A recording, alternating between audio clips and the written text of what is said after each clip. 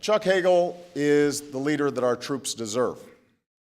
President Obama today named Chuck Hagel as his pick for Secretary of Defense. The former Republican senator and Vietnam War veteran has come under criticism for comments on gays and what some call his antagonistic positions towards Israel. The Post's David Ignatius is here to talk about what kind of Secretary of Defense Hagel might be and if he'll get confirmed. Good to see you. Well, you obviously have to answer number two before you can answer number one. Because I was going to do number one first. Okay, fine. Politics. Let's talk about the politics and whether you can get confirmed. I think that although there has been a lot of pre-nomination criticism, once the president puts the name forward, once you have a Vietnam War veteran from Nebraska, Republican with a lot of Republican friends, if not in the Congress around the country, some of the tone of the criticism will diminish. The White House thinks that they'll get this through, that they think that a lot of what we've been seeing is what you find before a nomination becomes public, is people shooting at trial balloons. So they wouldn't have put this forward if they didn't think that they'd win it, and they're prepared to fight very hard to get it. So then the question is, what kind of SecDef would Senator Hagel make? I don't have to ask any questions. You're just going to answer? Yeah, I'm just going to. Okay, it makes my job easier. Right.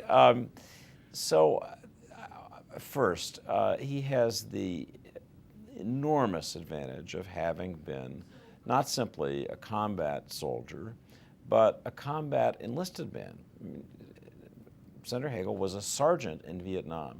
I noted today in one of the many discussions of what he did that his first job when he was a soldier in Vietnam was burning up the used crud in the latrines. I mean, like the lowest job that you can do. He started off as a grunt, so he understands soldiers from the bottom up, and that means a lot.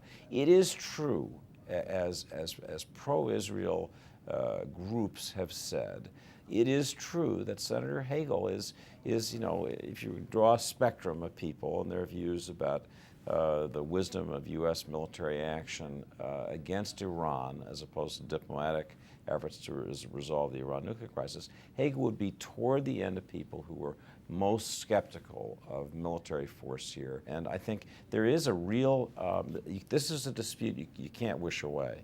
Neoconservatives would argue that this is the time we need to be especially tough and unyielding. That we need to stress the military option. Enough already about diplomacy. The Iranians aren't interested in it.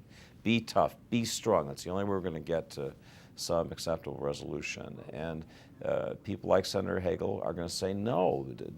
A war would have bad consequences for the U.S., bad consequences for Israel. Let's redouble our efforts on diplomacy to try to find some negotiated settlement here. It's a real dispute. We'll see it argued out in the confirmation fight. I think Hagel will win, but more to the point, we'll see it argued out in reality. That's going to be the biggest foreign policy story of 2013, is those two ideas competing, and we can personify it now with our Secretary of Defense. In a bad case scenario for Hagel where he doesn't get confirmed or it's a very, very hard fight, where does the opposition ultimately come from? It's Republicans, or is it also Democrats, either on the far left, concerns about the gay issue, or they're pro-Israel Democrats who aren't willing to go with Obama? I think Hagel has apologized for his really inappropriate remarks on gays, and he'll do that again in the confirmation fight, probably repeatedly. And I think he's likely to pick up some support from people who say times have changed. That was a dozen years ago, and people said things then that they shouldn't have, and now would regret. I think on the question of Israel's support for Israel's views about the need for military action against Iran, I think that's going to be a real fight. I think the public's mood, if I'm right, and one thing we saw that was very interesting during the presidential campaign was that Mitt Romney, we remember him, the Republican candidate, began the campaign with a very strongly supportive line about Israel, basically saying, in this crisis with Iran, we have to be prepared to go to war. He's practically made it sound like, as soon as he got into office, he was going to, and he stopped that.